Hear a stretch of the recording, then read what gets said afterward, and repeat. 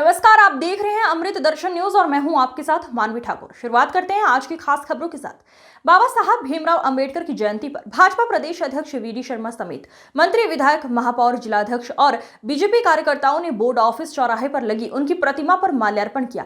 इस दौरान शीतल जल पियाओ मशीन का शुभारंभ भी वीडी शर्मा ने किया। भाजपा प्रदेश अध्यक्ष वीडी शर्मा ने कहा, समाज को एक सूत्र में बांधने का काम अगर किसी ने किया है तो वो संविधान निर्माता बाबा साहेब भीमराव अंबेडकर ने किया है।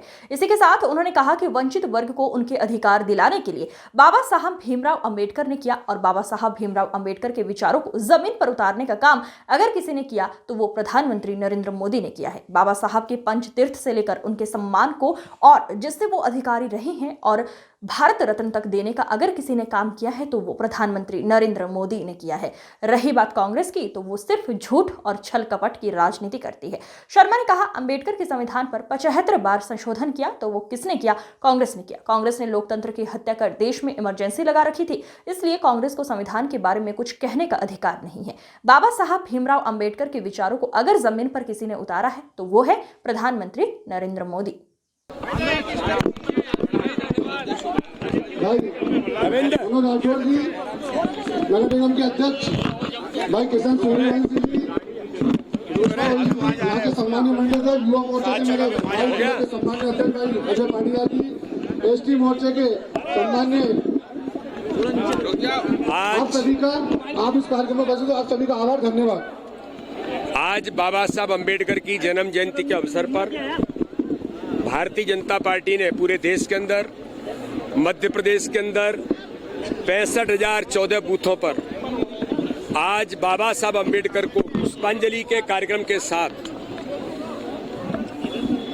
बाबा साहब अम्बेडकर के मूल भावना को लेकर आज सभी जगह पर भारतीय जनता पार्टी ने कार्यक्रम किए हैं।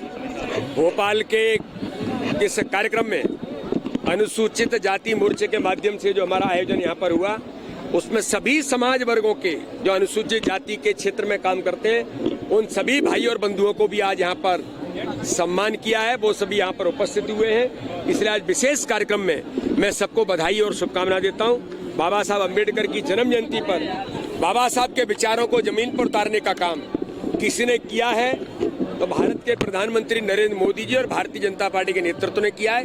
इसलिए हम सब लगातार बाबा साहब के विचारों को जमीन पर उतारने के लिए सभी प्रतिबद्ध होकर के काम कर रहे हैं।